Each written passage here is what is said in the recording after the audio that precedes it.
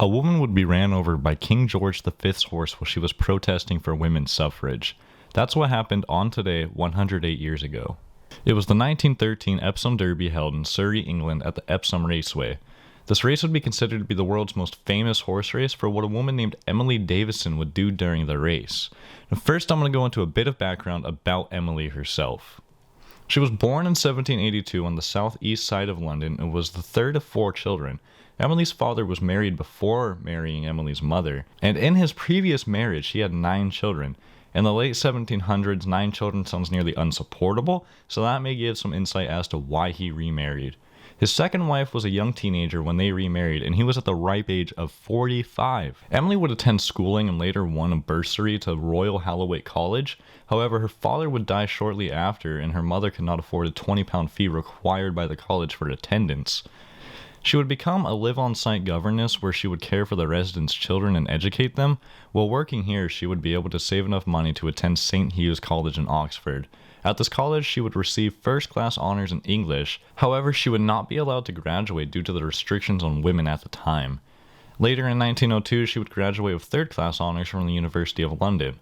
In 1906, Emily's career in political activism would start. She joined the Women's Social and Political Union, or the WSPU. The WSPU had a belief that in order to achieve their goals in women's suffrage, they would have to take a much more militant and confrontational approach. Emily would later be described as one of the most daring and reckless of the militants in the WSPU. In March of 1909, Emily and 20 other women would march to see the Prime Minister. Her and the other women were arrested, and Emily was sentenced to a month in prison. After this occurred in March, only 4 months after being imprisoned in July, Davison and her fellow suffragettes, Mary Lee and Alice Paul, would interrupt a meeting to do a sit-in. At this meeting, no women were allowed to attend. Emily and the others would be imprisoned for 2 months for obstruction. However, Emily would be released 5 days later after participating in a hunger strike. She would lose 21 pounds during her strike.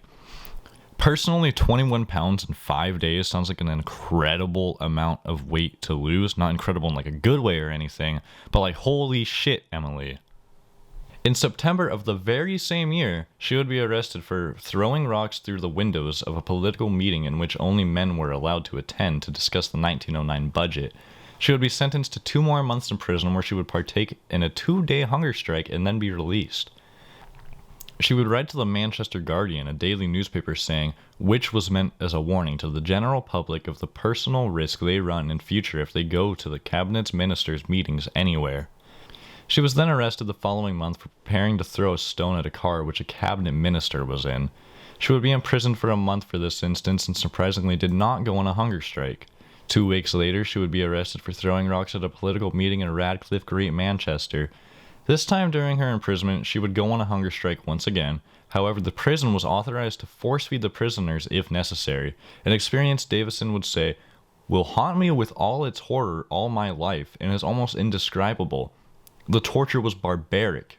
She would barricade herself into her cell to prevent the force-feeding from happening again. However, the prison wardens would then break a window into Emily Davison's room to push a fire hose through and spray Emily for 15 minutes. After she was warmed up and released from her cell, she would be force-fed again.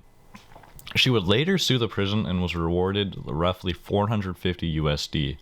Emily would continue to be arrested for actions and force-fed during imprisonments. Later, she would attempt suicide, and she wrote that she had attempted to kill herself deliberately and with all my power, because I felt that by nothing but the sacrifice of human life would the nation be brought to realize the horrible torture our women face. If I had succeeded, I am sure that forcible feeding could not in all conscience have been resorted to again. She was force-fed nearly immediately after attempting her suicide. After this, Emily would have a gradual falling out with the WSPU, and she would be arrested for attacking a Baptist minister with a horsewhip for her final arrest. Finally, the date is June 4th of 1913. Emily would take a train to Epsom, Surrey, where she would position herself in the final corner of the raceway before the home stretch. When the horses were approaching, she would run to the center of the track and held out the women's suffrage flag. She would be hit by none other than King George V's horse, which was going about 35 miles per hour. Witnesses say that Emily was kicked in the head by Omner, who was the horse. However, the surgeon who operated on Emily could not find any trace of her being kicked in the head, and especially by a horse. The Queen would call Davison a horrible woman after she died 4 days later from a baseline fracture along the back of her skull. Davison's intention at the race has never been completely very clear. She never wrote or spoke to anybody about why she was going that day. Historian Elizabeth Crawford said subsequent explanations of Davison's actions have created a tangle of fictions, false deductions, heresy, conjecture, misrepresentation, and theory.